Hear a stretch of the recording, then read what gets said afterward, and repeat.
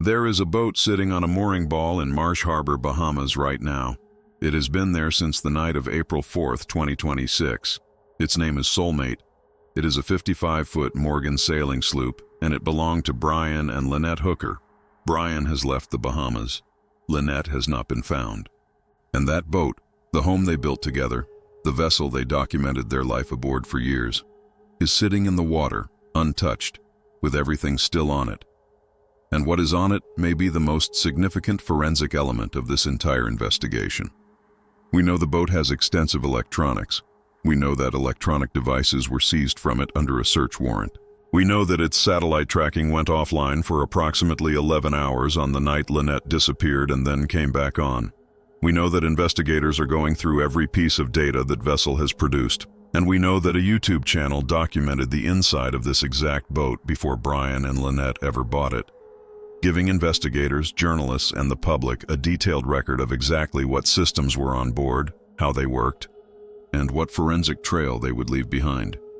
And now, 1 month after Lynette Hooker disappeared, the United States Coast Guard Investigative Service has gone public with something new, something that suggests the investigation is not narrowing, it is expanding. They are looking for a witness, not a person they have already spoken to, a boat. A mystery sailboat that was moored at the same anchorage as Soulmate on the night of April 4th, whose owner or occupants may have seen something that night that changes everything about what investigators currently know. This is what has broken in the past 24 hours, and it changes the picture. Welcome to True Crime Vault. Before we go any further, subscribe right now and hit that notification bell. 1 month into this case, the investigation is accelerating, not slowing down. Federal agents are conducting active in-person interviews this week. A mystery witness boat is being publicly sought, and the electronic data from Soulmate is in the hands of federal investigators. You do not want to miss a single development. Subscribe, like this video, and drop your thoughts in the comments below. Which piece of this investigation do you think is most significant? The yacht's electronics, the satellite blackout, or the mystery witness boat? Let me know. Now let's go through all of it.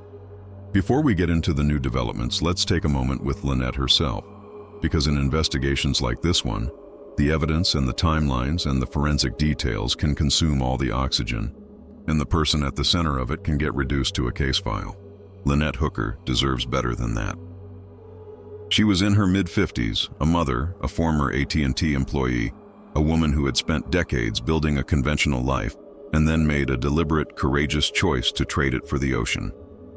She and Brian sold their house, sold their possessions, and bought a sailboat in Rockport, Texas. A vessel that was rough around the edges when they found it, that they fixed with their own hands, and that they named Soulmate. For years, they documented their life aboard it under the name The Sailing Hookers. Sea turtles in the Bahamas, cinnamon rolls baked in a solar oven, sunsets over open water. Two people who looked from the outside like they had found exactly what they were looking for. Her last Instagram caption read, "Not going anywhere for a while." She had no idea. On the evening of April 4th, 2026, Brian says he and Lynette spent the day on their 8-foot dinghy, the small vessel they used to travel between Soulmate and land. They started at Tahiti Beach, a popular shallow water spot on the southern tip of Elbow Cay, where a floating bar serves drinks at low tide. After that, they went to the Abaco Inn near Hopetown for dinner and drinks. Around 7:30 in the evening, they got back in the dinghy to return to Soulmate, which was anchored at a spot called Aunt Pat's Bay. They never made it back together. Brian told authorities that conditions turned during the crossing. Winds picked up, the sea got choppy, and then, in his own words from a recorded phone call he made to a friend named Blaine Stevenson 3 days later, Lynette basically just bounced off the dinghy. Brian says the engine cut out because Lynette was wearing the safety lanyard, the kill switch cord, and it went into the water with her. He says he yelled for her. He says he threw a flotation cushion toward her. He says he couldn't see her because the moon hadn't risen yet. He says he anchored the dinghy and paddled for hours, eventually drifting 4 miles west to a boatyard in Marsh Harbor, where he arrived at approximately 4 in the morning on April 5th, roughly 8 hours after his wife went overboard. 8 hours. And during all of that time, he never contacted emergency services. He paddled to shore, made his way through brush, and only then reached police. Lynette's daughter Carly found out what happened when Brian left her a voicemail roughly 24 hours after her mother disappeared. Not a call, a voicemail. Carly told CNN, "How do you just lose my mom?" That question is what this investigation is built around. And the answer, increasingly, may be sitting in the electronics of a boat moored in Marsh Harbor. Now let's talk about Soulmate. Because this vessel is not what most people picture when they imagine a sailboat used for cruising retirement. Before Brian and Lynette ever bought it, a YouTube channel called Boat Snoop, hosted by a man named Clint Johnson whose entire focus is touring boats listed for sale, walked through every inch of this vessel on camera. 5 separate identifiers confirm that the boat Clint toured is the same boat now sitting as potential evidence in Marsh Harbor. The hull identification number matches. The call sign matches. The Maritime Mobile Service identity, the boat's unique digital fingerprint used in maritime communication, matches. And at the bow of the vessel, 2 dolphin statues are fixed to the front, visible in the Boat Snoop footage, visible in footage of Soulmate sitting in Marsh Harbor after Lynette's disappearance. Same dolphins, same boat. So we know exactly what this vessel was carrying, and what it was carrying was extraordinary. Clint Johnson, who tours boats for a living and has walked through hundreds of vessels, specifically called out the electronics on this vessel as exceptional, the kind of system that most sailboats simply do not have. He described it not as a GPS and a radio, but as a full suite of integrated systems that, from a forensic standpoint, turns this vessel into something very close to a floating black box. This was not the electronics suite of 2 casual retirement sailors. This was the electronics suite of someone who deeply understood maritime technology and deliberately chose to outfit the boat far beyond what most sailors ever carry. Lynette posted about Brian, as she described it, geeking out and networking the boat, actively adding technology to an already advanced vessel. The first system, a FLIR camera. FLIR stands for Forward-Looking Infrared. It is a thermal night vision system.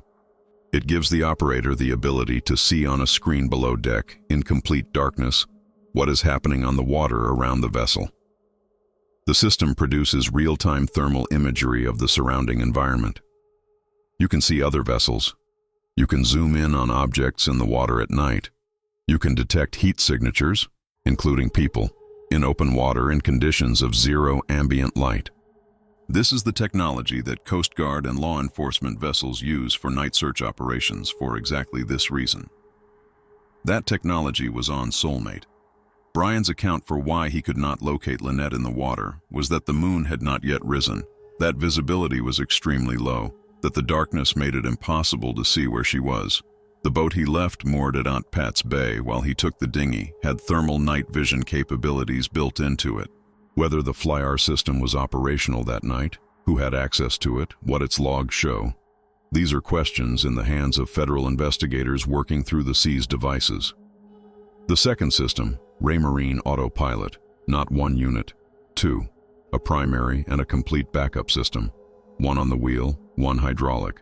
This boat can navigate itself. It has, built into its technology, the ability to maintain course and heading without a human hand at the wheel. Understanding what a vessel can do autonomously matters to any investigation, examining the full range of what might have been possible on that water that night. The third system, radar mounted at the stern. Radar records the position of vessels and objects in the surrounding water. It produces a log. If other boats were in the area on the night of April 4th, the mystery witness boat, any other vessels, the radar system may have captured them. That log is part of what investigators seized. The fourth, solar panels running approximately 600 watts. That is not a supplemental charging system.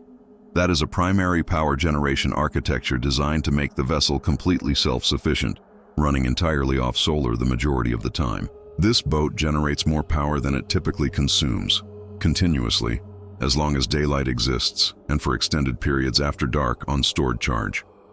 Now hold that power capacity detail, because it is the key to understanding why the satellite tracking outage is so significant. The night Lynette disappeared, Soulmate's satellite tracking signal went offline for approximately 11 hours and then came back on. Let's be precise about what the technical possibilities are. Cloud cover does not typically eliminate a satellite tracking signal for an 11-hour continuous period, and such an event would have affected other vessels in the area simultaneously. A regional satellite system failure would have caused widespread outages, not an outage on a single vessel.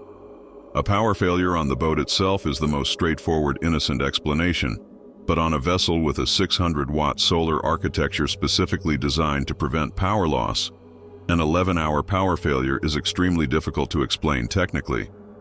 The solar system would restore power in minutes from virtually any interruption, not remain offline for 11 consecutive hours.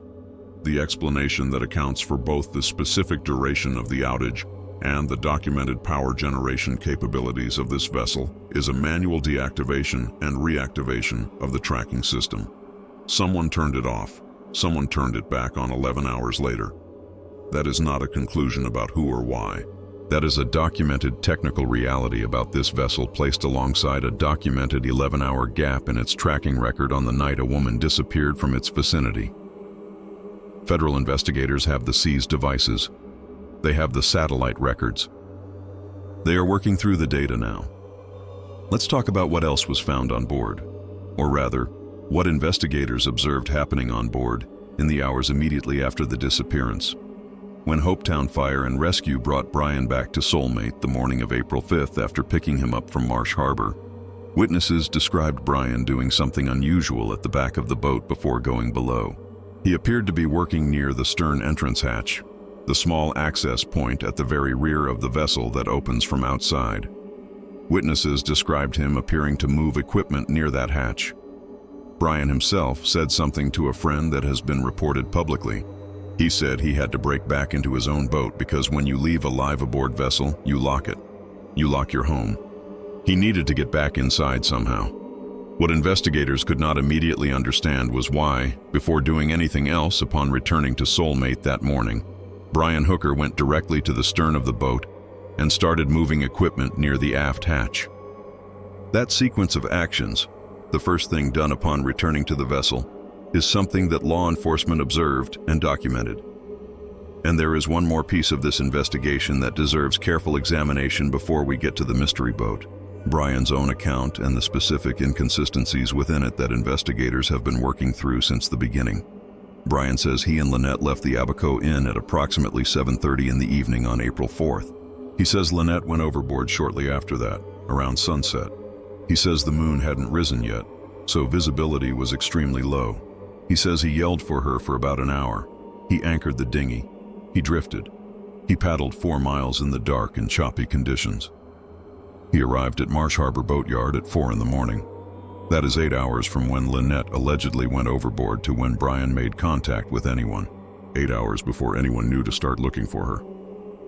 But surveillance footage from the Abaco Inn, reviewed by Carly and her boyfriend and reported by multiple journalists, shows Brian and Lynette leaving the inn at approximately 6:38 p.m., not 7:30. That is a 52-minute difference. The time-stamped photograph taken by a local fisherman named Joe, who had no connection to the hookers, shows them at the Abaco Inn pool at 6:34 p.m. 4 minutes before the surveillance footage shows them walking to the dock. At 6:38 p.m. in the Abacos in early April, it is daylight. Full, clear, unambiguous daylight. Jim Todd, a volunteer with the Hopetown Volunteer Fire and Rescue Service who was at a restaurant that same evening and who helped bring Brian ashore the following morning, confirmed this directly to investigative journalist Ashley Banfield. At 6:38 p.m. there was still complete daylight in those waters. Full daylight that would remain for another 45 minutes to an hour. The darkness that Brian describes, the moon not yet risen, visibility too low to find Lynette, depends entirely on what time they left the dock. If the departure was at 6:38 rather than 7:30, the conditions Brian described as making rescue impossible were not present at the time of the incident. Brian also drew a map. He screenshotted his route from Navionics, a GPS navigation application that boaters use, and shared it with friends and with CBS News. That map appears to show the dinghy route from where Lynette allegedly went overboard to Marsh Harbor, 4 miles west. He shared it proactively. He wanted people to see the route he says he took. Modern navigation applications like Navionics log data, GPS coordinates, route data, timestamps. If Brian's phone was connected to that system on the night of April 4th, those records exist independent of what Brian drew and shared afterward. The actual logged data would show where the device was, when it was there, and how it moved. That data is part of what investigators seized from the devices taken from Soulmate under warrant. A proactively shared map is a story someone wants people to believe. The underlying GPS log from the application is what actually happened. If the two align, they support the account. If they diverge, they tell a different story. Federal investigators know the difference. They have both. Now let's get to what is new, what broke in the last 24 hours, and why it matters as much as anything that has come before it. As of May 5, 2026, 1 month after Lynette Hooker disappeared, the United States Coast Guard Investigative Service, known as CGIS, went public with a specific plea for information. These are not Bahamian police. These are sworn federal agents of the United States government operating under the Department of Justice. They posted on social media. They put out images. And what they are asking the entire country to help them find is the owner of a specific sailboat, one that was moored at Aunt Pat's Bay, the same anchorage where Soulmate was sitting on the night of April 4, 2026. According to a Coast Guard memo obtained by CBS News, the owner or occupants of that sailing vessel may have information relevant to the CGIS investigation. Sit with what that means for a moment. 1 month into a federal criminal investigation, with electronic devices seized, Apple Watch data being analyzed, the full AIS and satellite record in hand, and Brian Hooker's own recorded call already in the evidentiary record, federal investigators are now expanding outward. They are not satisfied with what they have from the vessel and from the accounts. They believe someone was physically present at that anchorage on the night of April 4th who may have seen or heard something that matters. Aunt Pat's Bay is an anchorage. It is a place where boats cluster. Multiple vessels moor there on any given night. It is entirely possible, and CGIS clearly believes it, that someone on that mystery sailboat was awake on the evening of April 4th. Maybe they saw the dinghy leave Soulmate. Maybe they heard something unusual. Maybe they saw the dinghy return alone. Maybe they saw something on or near Soulmate at a time that matters to the investigation's timeline. That mystery boat's owner does not need to have witnessed anything dramatic. They just need to have been there.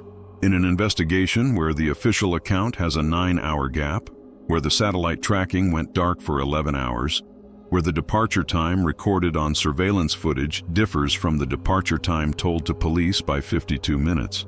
A witness who can place any detail of that night from an independent vantage point is potentially the most significant development since the recording. CGIS is also conducting active in-person interviews this week, not reviewing files, not analyzing data remotely. Active in-person interviews in an ongoing investigation. That is the operational posture of a case that is building towards something, not winding down. And there is one more piece of context that matters to where this investigation is going. The financial picture that Lynette's disappearance creates, and that investigators examining motive would not overlook. Lynette worked for AT&T for decades. According to multiple people who knew the couple, she had built significant retirement savings through that career. She had sold her house and essentially put her entire financial future into the sailing life with Brian, a life built entirely around the Soulmate, around the shared venture they had constructed together. Brian, by contrast, according to multiple sources who knew them, had burned through his own retirement savings. His financial position going into the Bahamas trip was not equivalent to Lynette's.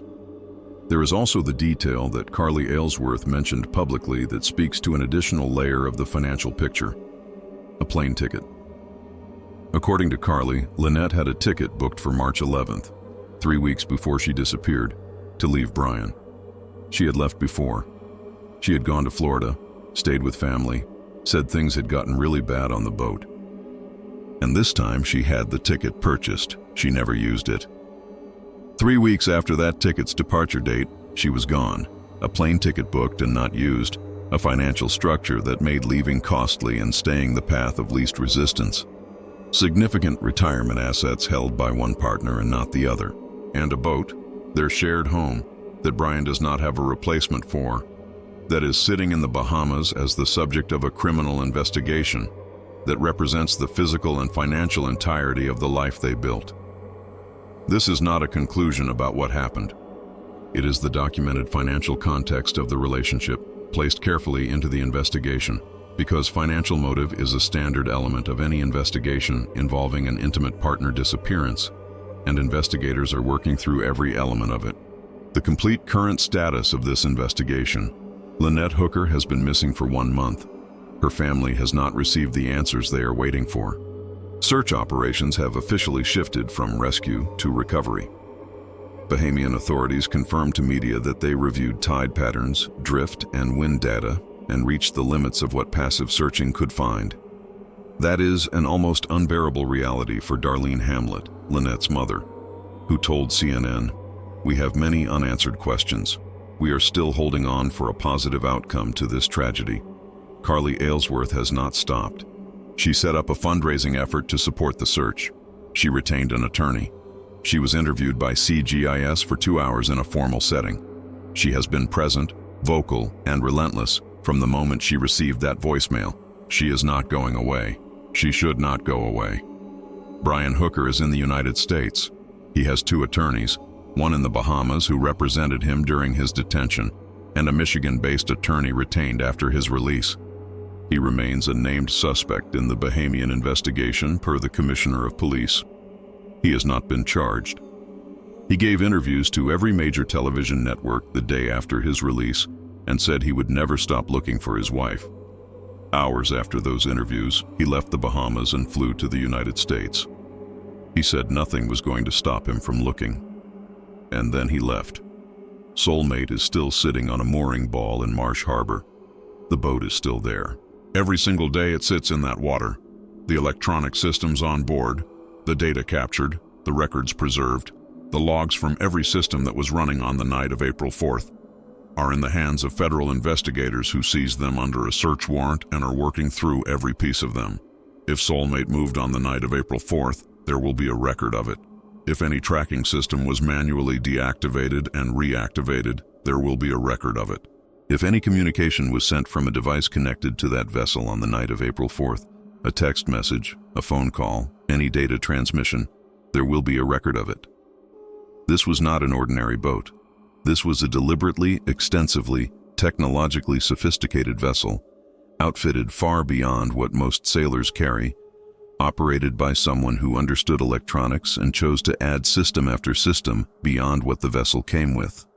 Those systems leave records, and records do not change their account based on who is reading them or what story needs to be told. The mystery witness boat matters enormously. A person who was physically present at Aunt Pat's Bay on the night of April 4th could place what they saw against the documented timeline and speak to specific moments that no electronic log captures: the sound of voices, the sight of lights, the specific movements of people and vessels in that anchorage that night. Eyewitness testimony anchors electronic data in human experience. It gives the data context. If the mystery boat's owner comes forward and their account contradicts the official timeline, it collapses a story. If it confirms the timeline, it closes a gap. Either way, the investigation needs them. That is why CGIS has gone public. That is why a federal law enforcement agency posted on social media asking the entire country to help find one boat that was moored in an anchorage in the Bahamas 1 month ago. Because what that boat's owner or occupants may have seen that night is a piece of the puzzle that no electronic device can provide. If you were in the Bahamas on or around April 4th, 2026, specifically in the Elbow Cay, Hopetown, Aunt Pat's Bay, or Marsh Harbor area, or if you know someone who was, please contact CGIS. Tips can be submitted through the CGIS Tips application, available on iOS and Android, and can be submitted anonymously. You may have seen something that you did not recognize as significant at the time. Let investigators make that determination. Your piece of this puzzle matters. Lynette Hooker called the ocean her happy place. She documented a decade of living in it. Sea turtles below the surface, cinnamon rolls in a solar oven, the particular radiance of someone who has found exactly where they belong. She sold everything for the horizon. She built something beautiful on that boat. Her last caption read, "Not going anywhere for a while. She should still be there. Her mother is waiting. Her daughter is still fighting." And the investigation, federal agents, 2 governments, seized electronics, satellite records, and now a public search for a mystery witness boat, is not winding down. It is expanding. 1 month in, and the scope is getting broader, not narrower. The answers are coming. And when they come, they will come from that boat sitting in Marsh Harbor, and from everything it has already told investigators about the night of April 4th, 2026. If that boat moved on the night of April 4th, there will be a record of it. If any systems were manually deactivated and reactivated, there will be a record of it. If any communications were sent from the vessel that night, texts, calls, anything transmitted from the boat's devices or the phones connected to its systems, there will be a record of it. This was not an ordinary boat. This was a technologically sophisticated vessel, deliberately outfitted by someone who understood electronics and chose to add system after system beyond what most sailors ever carry. Those systems leave records, records that do not depend on anyone's account, records that do not misremember or change between one telling and the next.